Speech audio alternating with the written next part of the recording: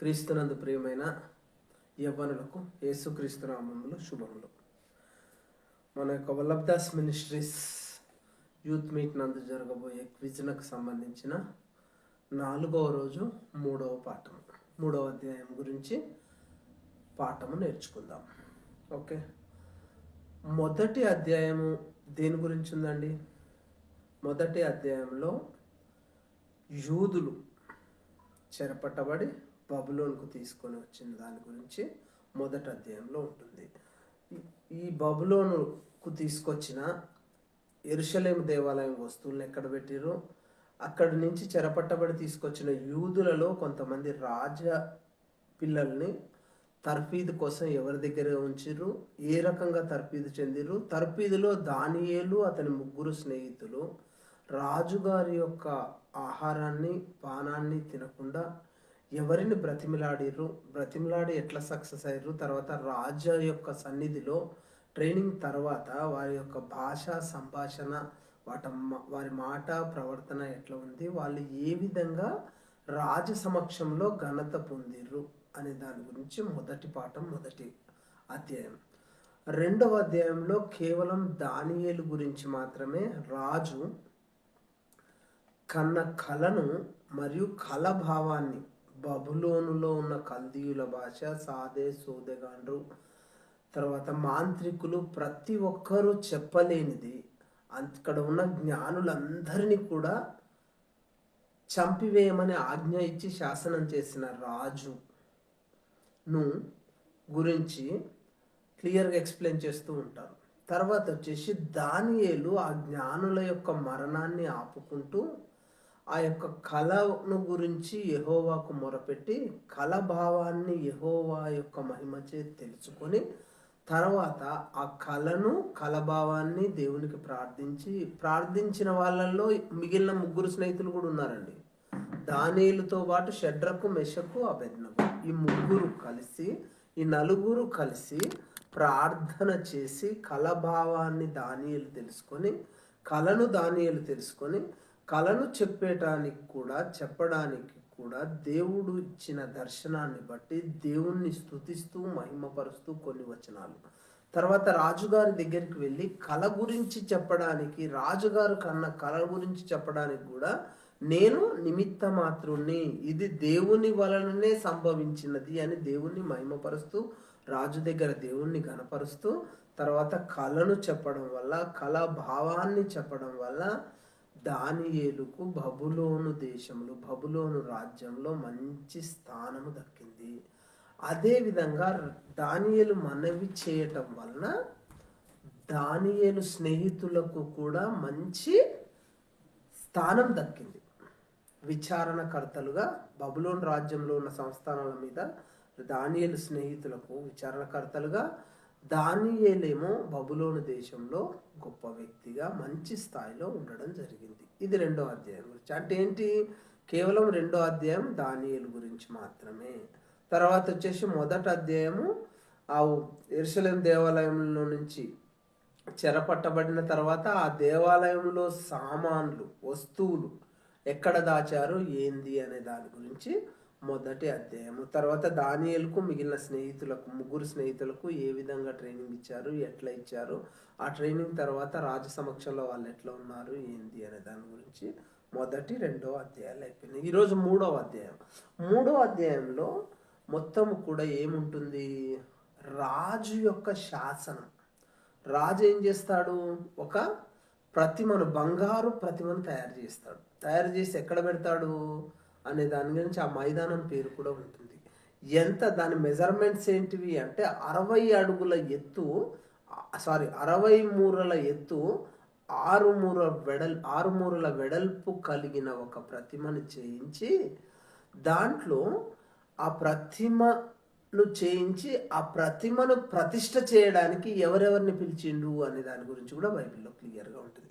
వాళ్ళందరినీ పిలువనంపిన తర్వాత రాజు యొక్క దూత ఒక సందేశాన్ని అందరికి ఇచ్చేస్తుంది. ఏంది అంటే ఈ యొక్క ప్రతిమకు కొన్ని ధ్వనులు, ఆ ధ్వనులలో ఉపయోగించే ఒక 6 సంగీత వాయిద్యాల పేర్లు ఉంటాయి. ఈ 6 సంగీత వాయిద్యాలను వాయించినప్పుడు ప్రతి ఒక్కళ్ళు వాళ్ళు ఉన్న దగ్గరనే ఆ ప్రతిమ వైపు సాష్టాంగ నమస్కారం చేసి దాన్ని పూజించాలి అనే శాసనం చేసేస్తారు. చేసేసిన తరువాత ఆ శాసనాన్ని అందరూ రాజ్యంలో అనుకరిస్తూ వస్తారు, ఫాలో అవుతూ వస్తారు. ఆ తర్వాత యూదులు అంటే పడని కొంతమంది కల్దీయులు, బబులోను దేశంలో ఉన్న వ్యక్తులు, ఈ యొక్క యూదులు అనగా ఎవరు? షడ్రకు, మెషకు, అబేద్నగో, దానియేలు. దానియేలు కాకుండా ఈ ముగ్గురు గురించి, షడ్రకు, మెషకు, అబేద్నగోల గురించి రాజుకు వెళ్ళి ఈ బబులోను దేశంలో ఉన్న కొంతమంది చెప్తారు, యూదులు నీవు ఇచ్చిన ఈ యొక్క శాసనాన్ని ఏంటి, ఈ యొక్క వీణ, సంపంగి, ఒక 6 రకాల ధ్వని వాయిద్యాలు, సంగీత వాయిద్యాలు వాయించగానే సంగీత వాయిద్యాల ధ్వని వినపడగానే సాష్టాంగ నమస్కారం చేయాలని మీరు శాసనం చేశారు రాజా. కానీ ఈ యూదులు చేయటం లేదు, మీ దేవతలను పూజించటం లేదు అని రాజు దగ్గరికి వెళ్ళేసి, నెబుకద్నెజరు దగ్గరికి వెళ్ళేసి చెప్తారు. చెప్పగానే నెబుకద్నెజరు వెంటనే ఈ యొక్క ముగ్గురు యూదులను, ఎవరెవరినండి? షడ్రకు, మెషకు, అబేద్నగో, ఈ ముగ్గురు యూదులని రాజ సమక్షంలో ప్రవేశపెడతారు. ప్రవేశపెట్టగానే రాజు వాళ్ళని ఏమడుగుతారు? నేను చేయించిన శాసనాన్ని, నేను చేయించిన ప్రతిమను ఆ యొక్క 6 వాయిద్యాలు, సంగీత వాయిద్యాలు వాయించగానే మీరు సాష్టాంగ నమస్కరించడం లేదని నాకు తెలిసింది. ఒకవేళ మీరు ఆ సంగీత ధ్వనులు వినగానే ఆ యొక్క ప్రతిమకు సాష్టాంగ నమస్కారం చేసి పూజించిన ఎడల, నమస్కారం చేసిన ఎడల సరే, అంటే చేసిన ఎడల సరే, అంటే చేస్తే ఏం బాధలేదు. చెయ్యకపోయిన పక్షములో మండుచున్న అగ్నిగుండములో మిమ్మల్ని వేసి చంపేస్తాము అని చెప్తారు. చంపేస్తామని చెప్తే ఈ యొక్క యూదులు ముగ్గురు, షడ్రకు, మెషకు, అబేద్నగోలు ఏం చెప్తారంటే, అక్కడ వాళ్ళు చెప్పే విధానంలో చాలా స్పష్టంగా, ఖచ్చితంగా, ధైర్యంగా చెప్తారండి. రాజుని పేరు పెట్టి పిలుస్తారు. నెబుకద్నెజరు, మాకు నీకు దీని గురించి సమాధానం చెప్పవలసిన అవసరము, వివరణ ఇవ్వవలసిన అవసరం మాకు లేదు. అయినా మేము చెప్తున్నాం, మా దేవుడు గొప్పవాడు, మేము సాష్టాంగ నమస్కారము చేయము, మీ దేవతలకు పూజించము అని చెప్తుంటారు. చెప్పిన తర్వాత రాజు అత్యాగ్రహుడు, అంటే అధిక కోపంతోటి ఏం చెప్తాడు? ఆ సైన్యములో ఉన్న బలవంతుల్ని పిలిపించి వీరిని తీసుకెళ్ళి అగ్నిగుండంలో, అంటే అగ్నిగుండంలో మండుచున్న వేడిని 7 పెంచమని చెప్తాడు. ఎన్ని? 7 7 times పెంచి దాంట్లో వేసేయమని చెప్తారు. చెప్పగానే బలవంతుల్ని, సైన్యంలో ఉన్న బలిష్ఠుల్ని, బలవంతులు వీళ్ళ ముగ్గురిని తీసుకొచ్చి వాళ్ళు వేసుకున్న బట్టలను ఏమీ కూడా తీసేయకుండా అన్నీ అట్లాగే ఉంచి, పై కోటు, వస్త్రము అన్నీ అట్లాగే ఉంచి ఆ యొక్క వేడి కొలిమిలో వేసేస్తారు. గుండంలో, అగ్నిగుండంలో వేసేయగానే వాళ్ళని వేసేసిన వెంటనే వాళ్ళని ఎవరైతే వేసారో ఈ బలిష్ఠులు, బబులోను దేశంలో ఉన్న సైన్యంలో ఉన్న బలవంతుల్ని, బలిష్ఠులు, వాళ్ళని వేయడానికి ఎవరికైతే పనప్పచెప్పారో వాళ్ళని వేయగానే వాళ్ళు ఎమ్మటే వేడికి తగలబడిపోయి చనిపోతారు. వేడికి కొలిమిలో, ఆ వేడికే, అంటే బయటున్న వాళ్ళకే వచ్చి వేడి తగిలి చనిపోతారు. కానీ లోపల ఉన్న వాళ్ళ గురించి ఎమ్మటే లోపలేసిన తర్వాత రాజైన నెబుకద్నెజరుకు ఆలోచన, అంటే ఎవరు చెప్పరు ఏమైందా ఏందా అని, వీళ్ళు ఏమైనరు అనే ఆలోచనతోటి ఆయన వాళ్ళని పిలిపించి, ఎవరిని? ఆ మంత్రులని, ఆ యొక్క అగ్నిగుండ సంరక్షకుల్ని వాళ్ళని పిలిపించి చెప్తాడు అన్నట్టు, మనం ఎంతమందిని వేసాం? దాంట్లో 3, కానీ నాకు 4 కనిపిస్తున్నారు. 4వ వ్యక్తి దేవదూత స్వరూపంతో 4వ వ్యక్తి కనిపిస్తున్నారు, ఎవరో తెలుసుకుందామని చెప్పేసి ఆ మంత్రులు వాళ్ళతోటి అగ్నిగుండం దగ్గరికి వెళ్ళి షడ్రకు, మెషకు, అబేద్నగో అని పిలుస్తాడు. పిలిచిన వెంటనే వాళ్ళు రాజా అని సమాధానం ఇస్తారు.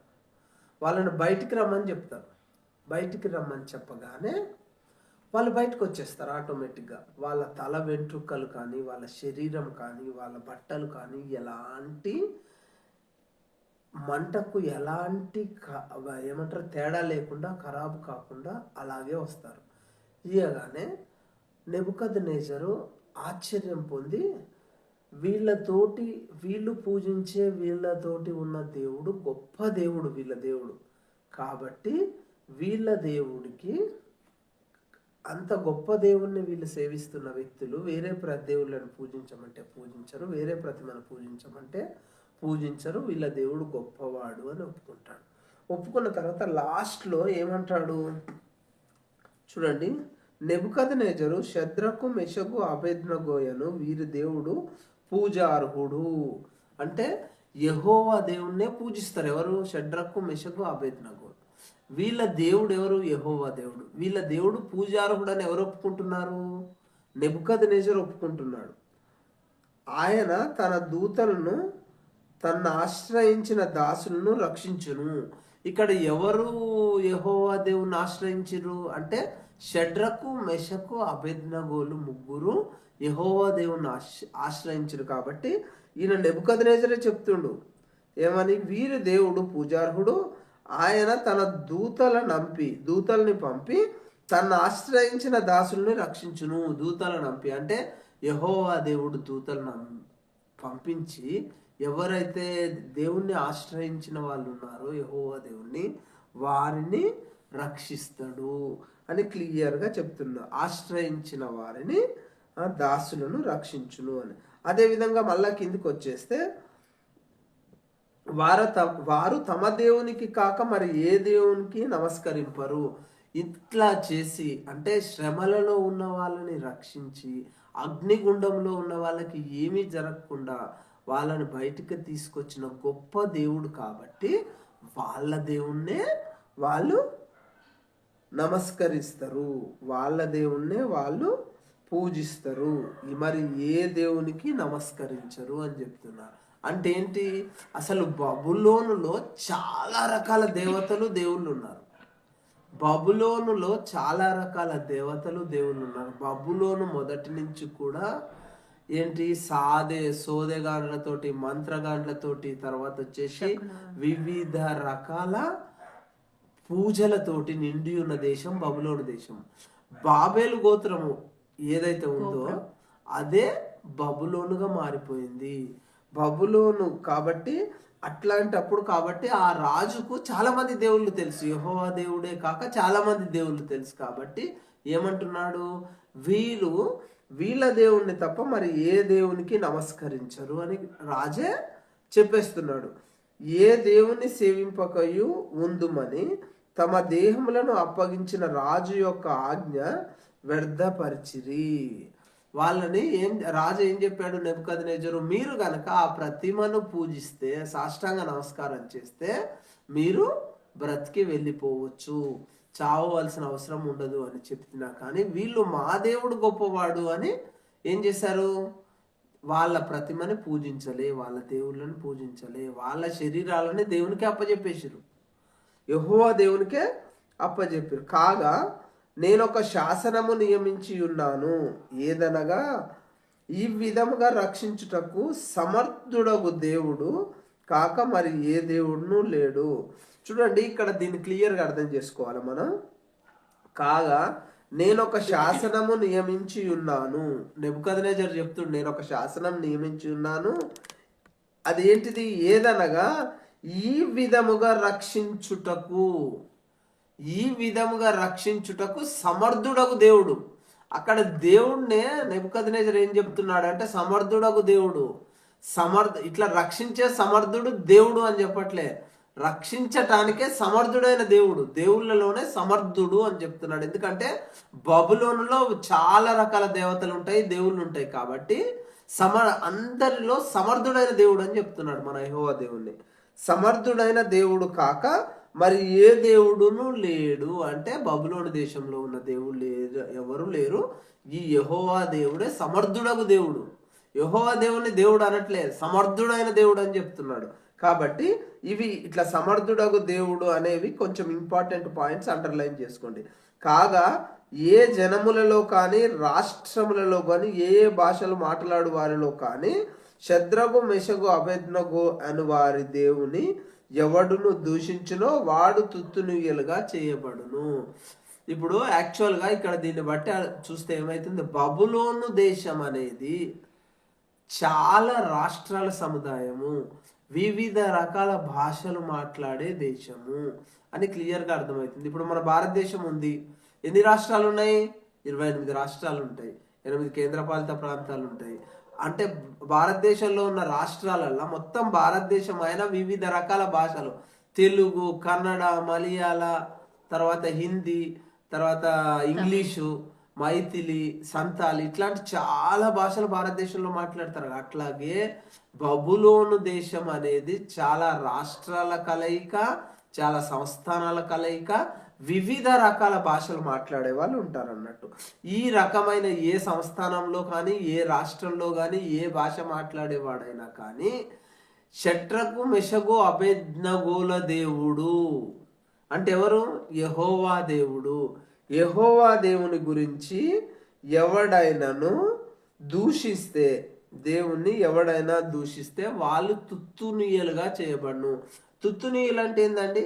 అప్పుడున్న శిక్షణలో తుత్తునీయులు అంటే వివిధ, అంటే మొత్తం శరీరాన్ని మొత్తం భాగాలుగా విడగొట్టి చంపేయడం అన్నట్టు. తుత్తునీయులుగా చేయును అంటే ఇక్కడ చూడండి, ఆ బబులోను దేశంలో ఏ రాష్ట్రం వాడైనా, ఏ సంస్థానాధీశుడైనా, ఏ భాష మాట్లాడేటోడైనా షడ్రకు మెషగు అబేద్నగోల దేవుణ్ణి అంటే యెహోవా దేవుణ్ణి ఎవరైనా ఏ విధముగానైనా చులకనగా కానీ దూషించడం కానీ జరిగితే వాళ్ళని తుత్తునీయులుగా చేస్తామని ఆజ్ఞ. యెహోవా దేవునికి ఘనత, ఈ అధ్యాయంలో యెహోవా దేవునికి ఘనత జనాలలో ఎవరు రాజు ఎందుకోసం డిక్లేర్ చేసిండు అంటే షడ్రకు మెషగు అబేద్నగోలు ఆ అగ్నిగుండం నుంచి సురక్షితంగా బయటకు వచ్చారు. దేవుడే తీసిండు వాళ్ళని, సురక్షితంగా దేవుడే బయటికి తీసుకొచ్చిండు. కానీ దేవునికి మాత్రము ఈ ముగ్గురిని చూసిన నెబుకద్నెజరు ఘనత ఇస్తున్నాడు. చూడండి ఇక్కడ ఇంటర్లింకు, దేవుడు వాళ్ళ ముగ్గురిని రక్షించిండు, వాళ్ళ ముగ్గురు వల్ల దేవునికి నెబుకద్నెజరు ఘనత ఇస్తున్నాడు. ఇక్కడ 2 రకాలుగా దేవునికి ఎవరి వల్ల ఘనత వచ్చింది అనే ప్రశ్న వస్తే షడ్రకు మెషగు అబేద్నగోల వల్ల దేవునికి, యెహోవా దేవునికి ఘనత వచ్చింది. ఇక్కడ షడ్రకు మెషగు అబేద్నగోలను రక్షించిన దేవుడు ఎవరు అంటే యెహోవా దేవుడే రక్షించింది. షడ్రకు మెషగు అబేద్నగోలను రక్షించిన దేవుడు ఎవరంటే షడ్రకు మెషగు అబేద్నగోల దేవుడు. అక్కడ వాళ్ళ దేవుడు వాళ్ళని రక్షించిండు కాబట్టి నెబుకద్నెజరు వాళ్ళ దేవునికి ఘనత ఇచ్చిండు, అంటే యెహోవా దేవునికి ఘనత ఇచ్చేశాడు. యెహోవా దేవునికి ఈ అధ్యాయంలో యెహోవా దేవునికి ఘనత ఇచ్చినది ఎవరు? షడ్రకు మెషగు అబేద్నగోలు. అది క్లియర్గా మీరు అండర్లైన్ చేసుకోవాలి. వాని ఇల్లు ఎప్పుడు పెంట కుప్పగా ఉండును అంటే యెహోవా దేవుణ్ణి, షడ్రకు మెషగు అబేద్నగోల దేవుణ్ణి దూషించిన వాడు తుత్తునీయులైతాడు, వాని ఇల్లు పెంట కుప్పలాగా తయారు చేస్తాం. అంటే పెంట కుప్ప మీద ఏముంటాయి? పురుగులు ఉంటాయి. అంటే వాని ఫ్యామిలీ మెంబర్స్ మొత్తం పురుగుల్ని చేసేస్తామని ఎవరు చెప్పిర్రు? నెబుకద్నెజరు చెప్పిండు. అంతటా నుండి రాజు షద్రకు మెషగు అబేద్నగో అను వారిని బబులోను సంస్థానాలలో హెచ్చించెను. వాళ్ళు ఫస్ట్ 2వ అధ్యాయంలో ఏమైందండి? వీళ్ళు సంస్థానాలలో విచారణకర్తలుగా ఉన్నారు. తర్వాత 3వ అధ్యాయానికి వచ్చేసరికి సంస్థానాలలో వీళ్ళు హెచ్చించారు. దేశం మొత్తంలో హెచ్చింపబడ్డ వ్యక్తులు ఎవరు? ఒక్క దానియేలు మాత్రమే. సంస్థానాలలో విచారణకర్తలుగా ఉన్నవారెవరు? షడ్రకు మెషగు అబేద్నగో. సంస్థానాలలో హెచ్చించబడిన వారెవరు? షడ్రకు మెషగు అబేద్నగో. కాబట్టి క్లియర్గా చూడండి, ఇక్కడ కొన్ని కీ పాయింట్స్,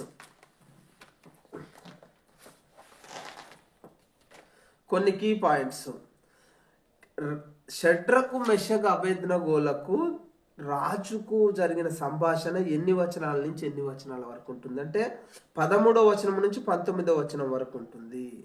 తర్వాత వచ్చేసి ఈ అధ్యాయములో మొత్తము వచనాలు ఎన్ని ఉంటాయంటే 30 వచనాలు ఉంటాయండి. తర్వాత మొదలు ఏ పదముతో మొదలవుతుందంటే రాజగు నెబుకద్నెజర్ అనే పదం, అంటే రాజగు అనే పదముతో మొదలై ఈ అధ్యాయము హెచ్చించెను అనే పదముతో ముగిస్తుంది. ఇక్కడ రాజగు అంటే ఎవరి గురించి డిస్కషను? నెబుకద్నెజర్ గురించి.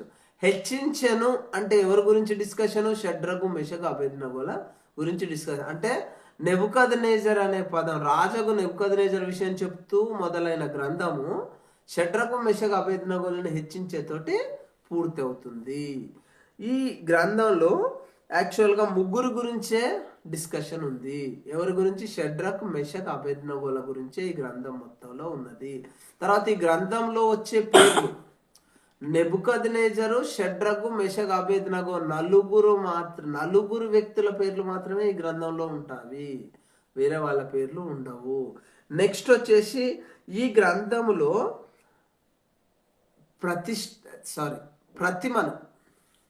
ప్రతిమను బంగారు ప్రతిమను తయారు చేసారు. ఏ మెటల్ వచ్చింది? బంగారం అనే మెటల్ వచ్చింది. తర్వాత బంగారు ప్రతిమను చేసినప్పుడు దాని యొక్క మెజర్మెంట్స్, కొలతలు 60 మూరల ఎత్తు, 6 మూరల వెడల్పు. తర్వాత వచ్చేసి ఈ ప్రతిష్ట చేయడం అనేది జరుగుతుంది. ఈ బంగారాన్ని, ఈ ప్రతిష్ట ఎక్కడ చేసిరు అనేది ఇంపార్టెంట్. పేర్లు గుర్తుపెట్టుకోవాల్సిందే ఖచ్చితంగా. ఎక్కడ? దురాయను మైదానంలో ఈ యొక్క ఈ ప్రతిమను ప్రతిష్ట చేసిరు.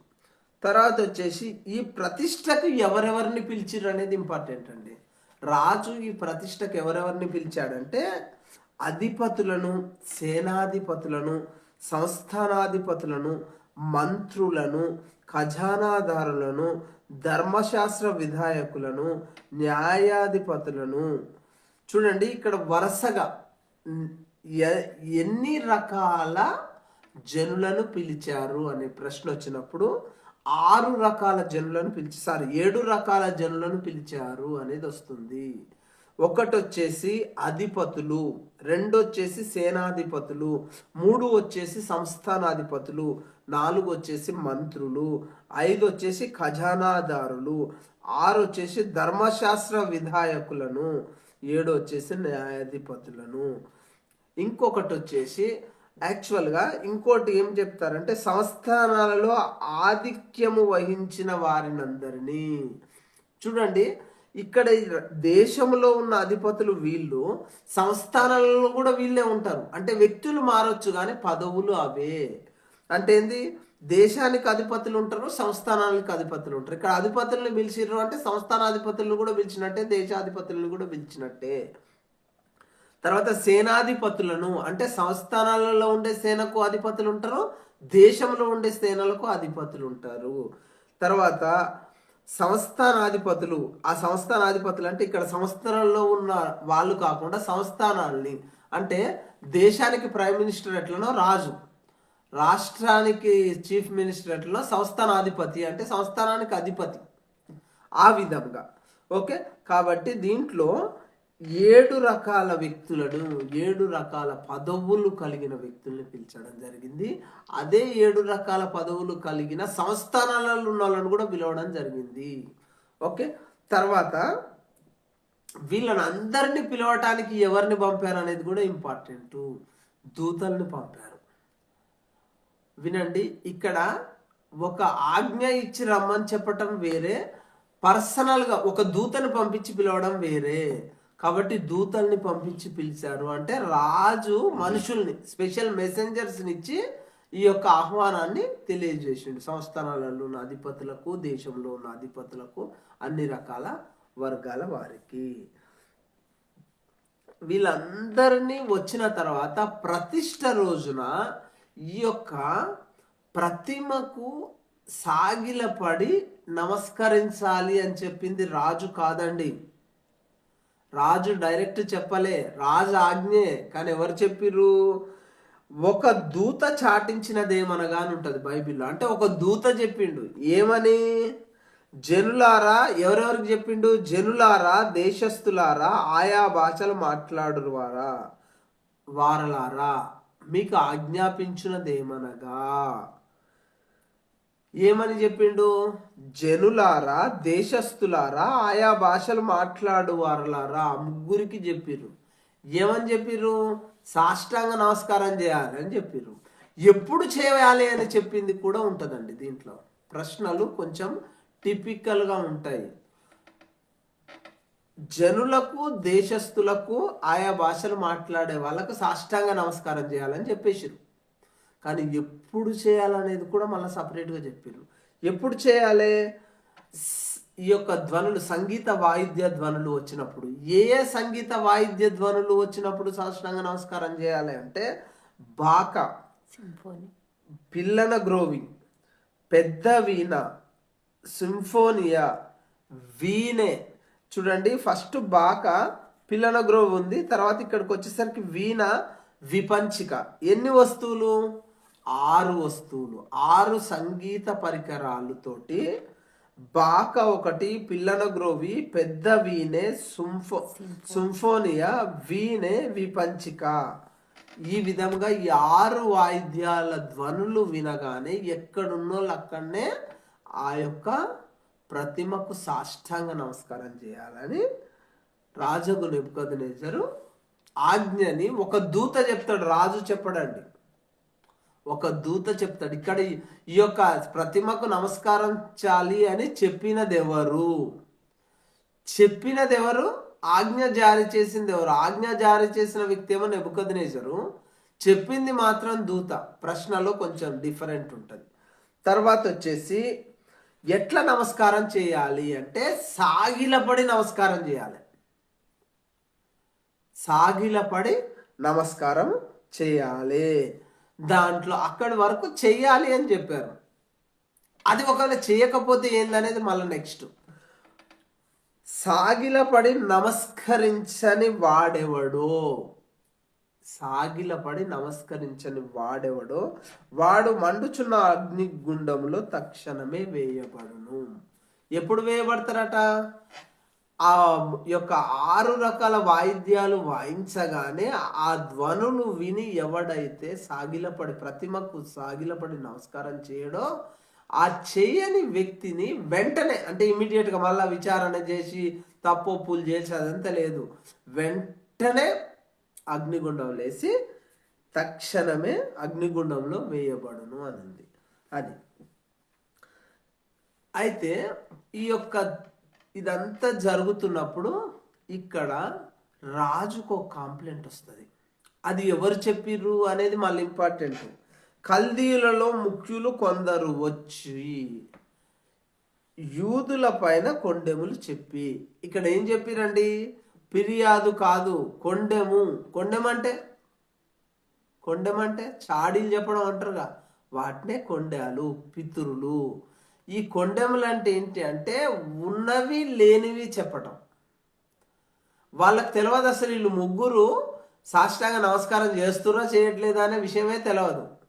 వీళ్ళే అనుకున్నారు చేయట్లేదని. పోయి వాళ్ళు అనుకున్న వాళ్ళ గెస్ కూడా కరెక్టే. ఇక్కడ పోయి చెప్పేసారు రాజుకి. ఏమని చెప్పేసారు? కొండెములు చెప్పి షద్రకు, మెషకు, అబేద్నగో అను 3 యూదులు బబులోను దేశంలోని రాచకార్యములకు నియమించిరి.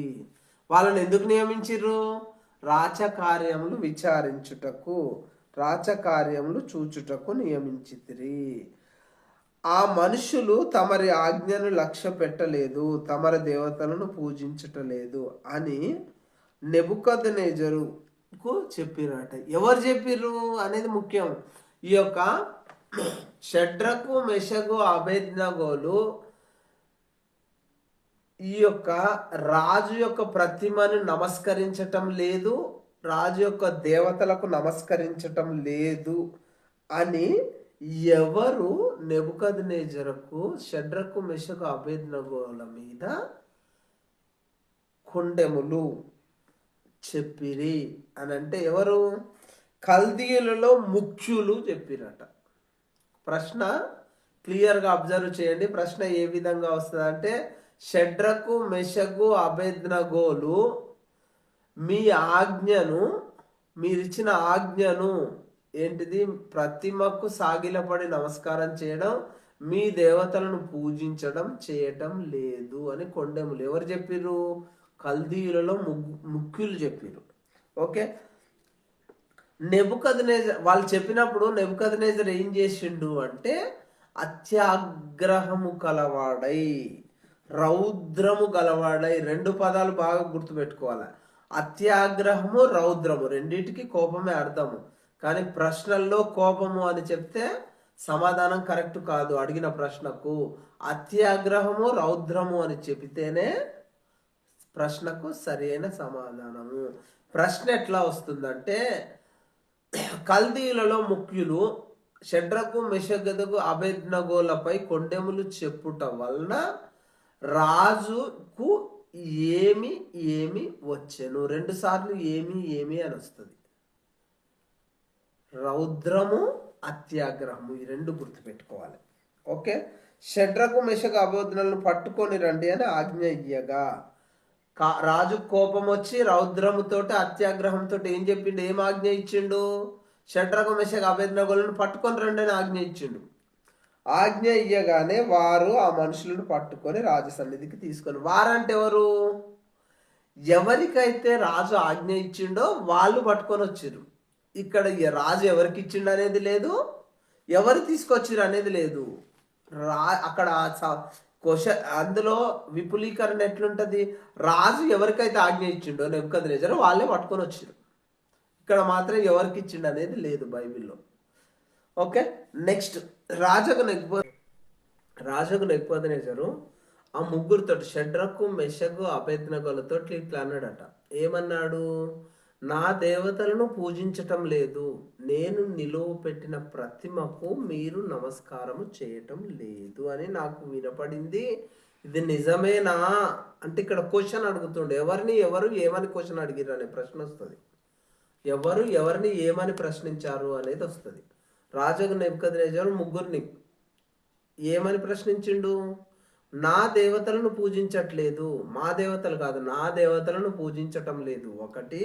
రెండవది, నేను నిలవపెట్టిన ప్రతిమకు మీరు సాగిలపడి నమస్కారం చేయటం లేదు అని విన్నా, నిజమేనా అని అడుగుతాడు.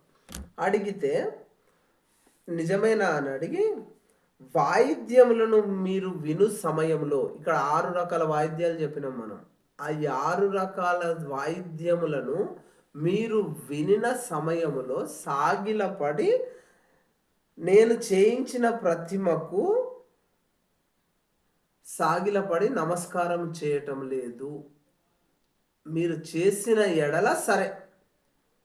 చూడండి క్లియర్గా, ఇక్కడ వాయిద్యముల ధ్వని మీరు వినినప్పుడు నేను చేయించిన ప్రతిమకు మీరు సాగిలపడిన ఎడల సరే అంటే, ఎడల సరే అంటే ఇక పడితే అయిపోయినట్టే. ఇక్కడ ఏమి విచారణ కానీ ఎట్లాంటిది గేమ్ డిస్కషన్ లేదని చెప్తుండ్రు రాజు.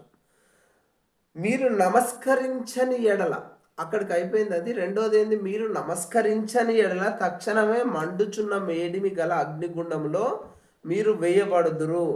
నా చేతిలో నుండి మిమ్మల్ని గల దేవుడు ఎక్కడ ఉన్నాడు? ఇక్కడ చూడండి, దేవుణ్ణే ప్రశ్నిస్తుండు నెబుకద్నెజరు. దేవుణ్ణి ప్రశ్నిస్తుండు వీళ్ళ ద్వారా. ఏమని? మీరు సాగిలపడి నమస్కరించిన ఎడల వెంటనే అగ్నిగుండంలో మిమ్మల్ని వేయబడుదురు. ఒకవేళ మీరు అట్లా మిమ్మల్ని వేస్తే మిమ్మల్ని గల దేవుడు ఎవడు అని అడుగుతున్నాడు. అంటే నా చేతిలో నుంచి మిమ్మల్ని రక్షింపగల దేవుడు ఎవరు అని అడుగుతున్నాడు. చూడండి, ఇక్కడ నెబుకద్నెజరు 3 రకాల ప్రశ్నలు వేసిండు. ఒకటి ఏమన్నాడు? మీరు నా దేవతలను పూజించట్లేదు, నా ప్రతిమకు నమస్కారం చేయట్లేదు అనేది రెండు కలిపి ఒకటే క్వశ్చన్. తర్వాత రెండోది ఏమన్నాడు? మీరు ఆ ప్రతిమకు వాయిద్యములు విన్నప్పుడు మీరు ఆ ప్రతిమకు నమస్కరించినచ్చో సరే, ఇక దాని గురించి లేదు, వదిలేస్తా అన్నట్టు. నెక్స్ట్ ఏదేంటిది? నమస్కరించని ఎడలా మీరు తక్షణమే అగ్నిగుండంలో వేయబడుదురు. నా చేతిలో నుండి మిమ్మల్ని విడిపింపగల దేవుడు ఎవరు? రక్షించగల దేవుడు అని అడగలే, విడిపింపగల దేవుడు ఎవడు అని అడుగుతున్నాడు. దేవుడిని ఇక్కడ ఏకవచనంతో నిర్లక్ష్యంగా ఎవడు అని మాట్లాడుతున్నాడు. ఇట్లాంటి అండర్లైన్ చేసుకోవాలి, మళ్ళీ ఒకసారి చదువుకోవాలా మీరు. ఈ విధంగా అడిగిన తర్వాత ఆ ముగ్గురు ఇలాగ చెప్పిరట. ముగ్గురు షడ్రకు మెషకు అబేద్నగో రాజుతో ఇలాగ చెప్పిరు. ఏమని? ఇక్కడ చూడండి, నెబుకద్నెజరు దేవుణ్ణి గౌరవించలేదు, షడ్రకు మెషకు అబేద్నగో రాజును గౌరవించట్లేదు. ఏమని అంటున్నారు? నెబుకద్నెజరు పేరు పెట్టి పిలుస్తున్నారు. నెబుకద్నెజరు, ఇందును గురించి నీకు ప్రత్యుత్తరం ఇవ్వవలనన్న చింత మాకు లేదు. అంటే ఏంది? నువ్వు ఎందుకు మొక్కట్లేదు ఏంది అని మొత్తం అడుగుతున్నావు, ఎవడు మిమ్మల్ని రక్షించే దేవుడు అని అడుగుతున్నావు కదా, దీని గురించి నీకు సమాధానం చెప్పాల్సిన అవసరం మాకు లేదు, దాని గురించి మాకు బాధే లేదని చెప్తున్నారు. కానీ సమాధానం మీరు క్వశ్చన్లో క్విజ్లో అడిగినప్పుడు మాత్రం టర్మినాలజీ బైబిల్తే ఉండాలి. ఏమంటున్నాడు? రాజుతో ఇలాగు చెప్పిరి, నెబుకద్నెజరు ఇందు గురించి నీకు ప్రత్యుత్తరం ఇవ్వవాలనన్న చింత మాకు లేదు, ఆన్సర్ నీకు ఇవ్వాల్సిన అవసరం మాకు లేదు, దాని గురించి మాకు బాధే లేదని చెప్తున్నారు. మేము సేవించుచున్న దేవుడు మండుచున్న వేడిమి గల అగ్నిగుండంలో నుండి మమ్మల్ని తప్పించి రక్షించుటకు సమర్థుడు. లాస్ట్లో ఫస్ట్ మొత్తం బ్రీఫ్ స్టోరీ చెప్పుకున్నప్పుడు చెప్పినాం, లాస్ట్లో సమర్థుడైన దేవుడు అని నెబుకద్నెజరు ఒప్పుకుంటాడు. అంతకంటే ముందే దేవుణ్ణి సమర్థుడని ఎవరు చెప్తున్నారు అంటే ఇక్కడ షడ్రకు మెషకు అబేద్నగోలు దేవుణ్ణి ఆల్రెడీ సమర్థుడు అని చెప్తున్నారు. ఇదే మాటని ఆఖరిలో నెబుకద్నెజరు కూడా దేవుణ్ణి ఏమంటాడు? సమర్థుడైన దేవుడు అంటాడు. ఏమని చెప్తున్నారు వీళ్ళు? మేము సేవించుచున్న దేవుడు మండుచున్న వేడిమి గల అగ్నిగుండంలో నుంచి మమ్మల్ని రక్షించుటకు సమర్థుడు. రక్షించుటకు సమర్థుడు. మరియు నీ వశమున పడకుండా ఆయన మమ్మల్ని రక్షించును. దేవుడు సమర్థుడట. ఎక్కడి నుంచి? వీళ్ళని రక్షించుటకు, అగ్నిగుండం నుంచి మమ్మల్ని రక్షించుటకు, తప్పించుటకు మా దేవుడు సమర్థుడు. మమ్మల్ని నీ వశన పడకుండా రక్షించును అని చెప్తున్నాడు. ఒకవేళ ఆయన రక్షింపకపోయినను అంటే, దేవుడు ఒకవేళ మమ్మల్ని రక్షించకపోయినా పర్లేదు, మేము నీ దేవతలను పూజింపమనియు నీవు నిలువబెట్టిన బంగారు ప్రతిమకు నమస్కరింపమనియు తెలుసుకొనుము. ఏమని? మేము మొక్కము అని చెప్పట్లే, మేము మొక్కం అన్న విషయం నువ్వు తెలుసుకో అని చెప్తున్నారు. రాజుకే ఎదురుగా సమాధానం చెప్తున్నారు. ఈ డిస్కషన్ మొత్తం ఎక్కడుందండి అంటే ఇక్కడ చూడండి, ఫస్ట్ నుంచి మనం మాట్లాడుకుంటూ వస్తున్నారు. ఏది? కొందరు ముఖ్యులు, కల్దీయులలో ముఖ్యులు వచ్చి రాజుకి ఎప్పుడైతే కొండెములు చెప్పిరో అప్పటి నుంచి ఇప్పటి వరకు మేము ప్రతిమకు నమస్కారము చేయము అని తెలుసుకోమని వీళ్ళు నెబుకద్నెజర్కు చెప్తారు. అది మొత్తం ఏం జరుగుతుంది అంటే, నెబుకద్నెజర్కు షడ్రకు మెషకు అబేద్నగోలకు మధ్యలో జరుగుతున్న డిస్కషన్, చర్చ. అది ఏ వచనం నుంచి ఏ వచనం వరకు ఉంటుందంటే 13వ వచనం నుంచి 19వ వచనం వరకు ముగ్గురి నుంచి రాజు నుంచి ముగ్గురికి జరుగుతున్న చర్చ. రాజుకు షడ్రకు మెషకు అబేద్నగోలకు మధ్య చర్చ ఏ వచనం నుంచి ఏ వచనం వరకు జరుగును అని ప్రశ్న వస్తుంది. దానియేలు గ్రంథము 3వ అధ్యాయము 13వ వచనం నుంచి 19వ వచనం వరకు చర్చ జరుగుతుంది అని సమాధానం రావాలి. అయితే ఇక్కడికి అయిపోయిన తర్వాత రాజు వీళ్ళ సమాధానాలు చూసి రాజుని నెబుకద్నెజరు అని పేరు పెట్టి పిలవడం గురించి రాజు ఏమైందట? మొహం అంతా వికారంగా చేసుకుంటాట. ముఖం వికారంగా చేసుకొని గుండము మామూలుగా ఉన్న దానికంటే 7 రెట్లు వేడిమిని పెంచమని ఆజ్ఞ ఇచ్చేశాడు. తర్వాత సైన్యములో బలిష్ఠులైన కొందరిని పిలిపించి ముగ్గురిని బంధించి వేడిమి గల మండుచున్న అగ్నిగుండంలో వేయుడని ఆజ్ఞ ఇచ్చాడు. ఇక్కడ రాజు ఎన్ని ఆజ్ఞలు ఉన్నాయండి? 2 ఆజ్ఞలు ఉన్నాయి. ఒక ఆజ్ఞనేమో గుండం యొక్క వేడిని 7 పెంచమని ఒక ఆజ్ఞ. రెండవ ఆజ్ఞ వచ్చేసి ఈ ముగ్గురిని వాళ్ళ సైన్యంలో బలిష్ఠులను పిలిచి వాళ్ళకి ఏం ఆజ్ఞ ఇస్తున్నాడు? ఇలా ముగ్గురిని తీసుకుపోయి ఆ మండుచున్న అగ్నిగుండంలో వేసేయమని ఆజ్ఞ ఇచ్చిండు.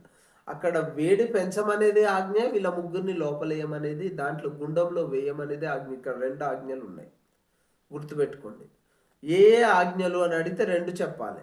ఏది మొదటి ఆజ్ఞ అని అడిగితే గుండాన్ని వేడి పెంచమన్నదని చెప్పాలి. ఏది రెండవ ఆజ్ఞ అని అడిగితే దాంట్లో ఏమని, ఇది ఏంది, ఈ క్వశ్చన్లో మళ్ళీ ఒక టిపికల్ ఉంటుంది.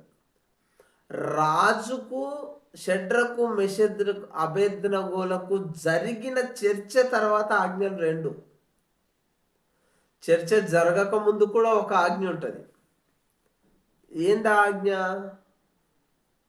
ప్రతిమకు నమస్కారం, సంగీత వాయిద్యాలు విన్నప్పుడు సాగిలపడి నమస్కారం చేయాలని దూత చోట ఆజ్ఞ ఇప్పిస్తారు.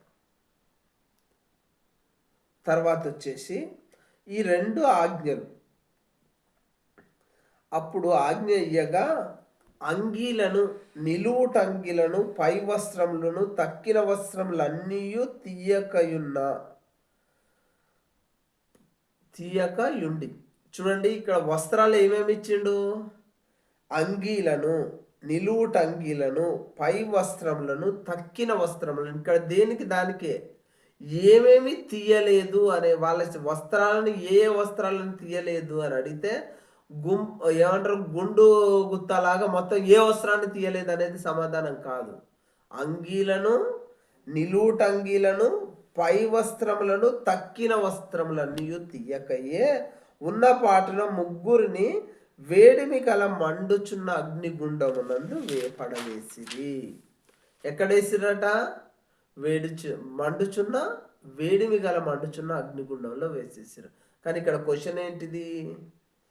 వాళ్ళను ఏ విధముగా వేశారు అంటే, వాళ్ళ వస్త్రములను, అంగీని, నిలువుటంగిని, పై వస్త్రములను ఏ వస్త్రములు తీయకయే దాంట్లో వేశారు, అగ్నిగుండంలో వేశారు. రాజాగ్రహ తీవ్రమైనందున, గుండము మిక్కిలి వేడిదైనందున ముగ్గురిని విసిరివేసిన ఆ మనుషులు ఎవరు? సైన్యంలో బలిష్ఠులైన మనుషులు అగ్ని జ్వాలల చేతిలో కాల్చబడి చనిపోయి.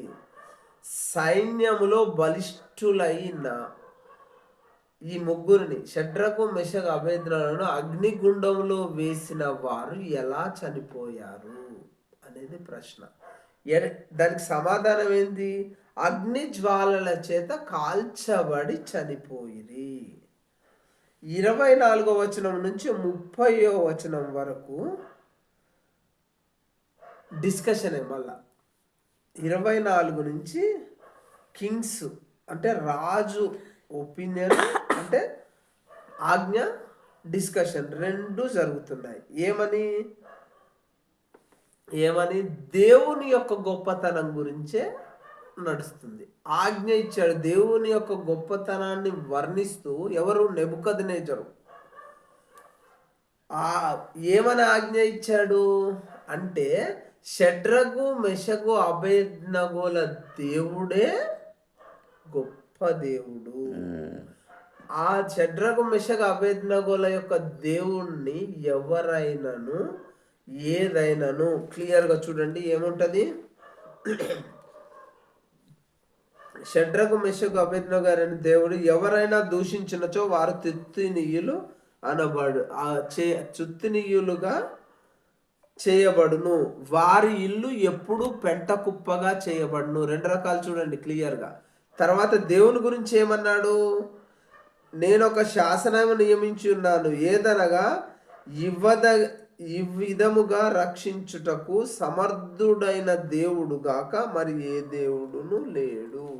ఈ షడ్రకు మెషకు అబేద్నగోలను రక్షించుటకంటే అగ్నిగుండముల పడ్డోళ్ళని ఏ విధముగా వెంట్రుకలు కానీ, వస్త్రాలు కానీ, శరీరము కానీ ఎలాంటి గాయములు, కాల్పులు లేకుండా బయటికి తీసుకొచ్చిన దేవుడు. అంటే ఆ విధంగా చేసిన దేవుడే సమర్థుడైన దేవుడు. అంటే ఈ అధ్యాయములో దేవుడిని, యెహోవా దేవుడిని నెబుకద్నెజరు ఏమని వర్ణించాడు అంటే సమర్థుడైన దేవుడు అని వర్ణించాడు. కాబట్టి క్లియర్గా గుర్తుపెట్టుకోండి. ఇవన్నీ కూడా ప్రశ్నలు ఎట్లా వస్తున్నాయో కూడా నేను చెప్తున్నా. కాబట్టి ఆ యాంగిల్లోనే, అదే ఆస్పెక్ట్లోనే మీరు బైబిల్ని తరోగా రీడ్ చేయండి. ఏ రోజు చెప్పిన గ్రంథం ఆ రోజు ఖచ్చితంగా, అధ్యాయము ఆ రోజు ఖచ్చితంగా చదవండి. ఈ గ్రంథంలో ఫస్ట్ ఇవన్నీ అయిపోయాక అసలు దానియేలు గ్రంథము బైబిల్లో ఏ అధ్యాయం తర్వాత ఉండాలి, ఏ అధ్యాయం తర్వాత ఉన్నది, ఏ అధ్యాయానికి మధ్యలో ఉండాలి, దానియేలులో బైబిల్లో వర్ణించిన విధానం ఏంటి, ఇవన్నీ డిస్కస్ చేద్దాం. కానీ ఈ ఫస్ట్ 12 అధ్యాయాలు త్వరగా అయిపోవాలి. ఈ రోజు వరకు మొత్తం 3 పాఠాలు అయిపోయినాయి. రేపటి నుంచి రోజు 2 పాఠాలు డిస్కస్ చేద్దాం. ఓకే, మీ అందరికీ దేవుని నామంలో శుభములు కలుగును గాక.